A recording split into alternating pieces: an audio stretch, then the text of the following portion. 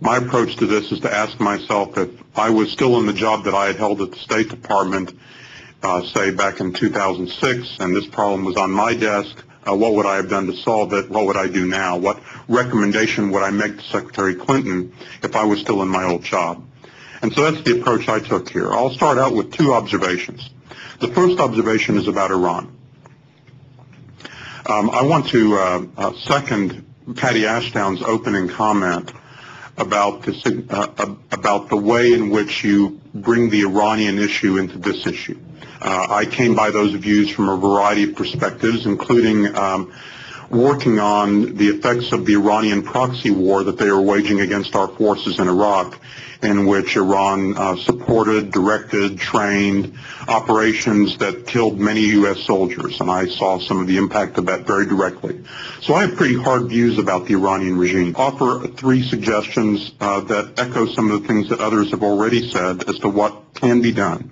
I actually think this is a doable problem. I think this problem can be solved, and I think the next 6 months is the period in which it must be addressed. First, I very much agree that it's a precondition for any effective solution for the United States to delist the MEK. And there's no need for me to recapitulate all the arguments on that.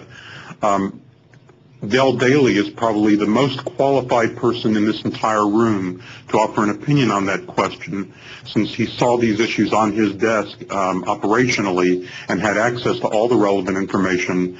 So I simply am happy to skate along in his jet stream. But it's really important that you delist the MEK. The second major point then is clear acceptance, unequivocal acceptance, publicly understood acceptance by the people in Ashraf of the European Parliament-style proposal for voluntary resettlement outside of Iraq without any preconditions except those related to the safety of the people involved. Third point, as the United Nations must therefore say that it will do what it can to prepare the way for such a resettlement and accept the responsibility, the United Nations would then request protection from the United States forces.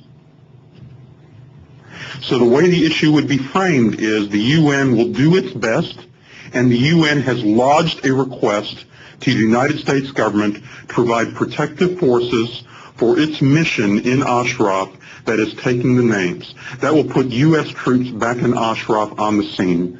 That's the indispensable thing. Now you'll notice that I think an interim step of moving them someplace else in Iraq preparatory to this will actually be a huge and very costly diversion of energy that actually will make the problem harder to solve. I want to end by thanking the role of the European Parliament and of Mr. Stevenson and all the friends of Iraq who've been joining with him and who are here around this table in their efforts. Your work actually may be indispensable.